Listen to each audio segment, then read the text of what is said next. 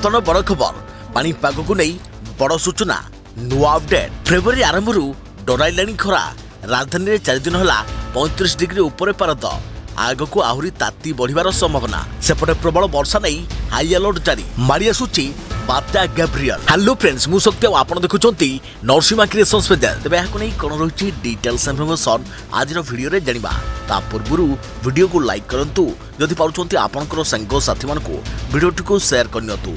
जदि फ्रेंड्स आपण माने हमर ए चैनल ले नुआ वीडियो देखुंती पूर्व सब्सक्राइब करना तेज निहाती चैनल को सब्सक्राइब करे सहित पाखरे आसुवा बेल आइकन को बजाय रखतांतु। तेबे फेब्रुआरी मासर खरा जनजीवन को अस्तव्यस्त करि पकाउछे। राति हल्का शीत अनुभूत हेउथिबा बेले सकाळु टाण खरा पड़ी दिन में गरम असह्य होई पड़ुछे। किछि दिन हला खरा बेलिया गरम लोकन को डराइलाणी। तेबे फेब्रुआरी एभली गरम हेउथा संकेत देउछि आगको आहरी ताती बढ़िबो और तातुरु निस्तार मिलिबो नाही। माघ मास सरू सरू अल्प किछि स्थान को छाड़ीदेले डहट खरा अस्तव्यस्त करि पकाइलाणी। राजधानी गत 4 दिन तापमात्रा 35 डिग्री डेइछि। एमिति कि एप्रिल मे भली एबे सकाळ 8 टाण खरा होई जाउछि। याकु नै पाणीपाग विशेषज्ञ मार्च रे पारद 42 रु 43 डिग्री छुइबो बोली अनुमान करिसंती। तेनु एथरो तातीरु ओडिशावासी को निस्तार मिलिबो नाही बोली एबेठु जळ जळ दिसिलाणी। गत 4 मास होला वर्षा नाही फल माटीर आर्द्रता कम थिबारु तथा माटी सुखिला जोगु तापमात्रा खूब अधिक रहिछे।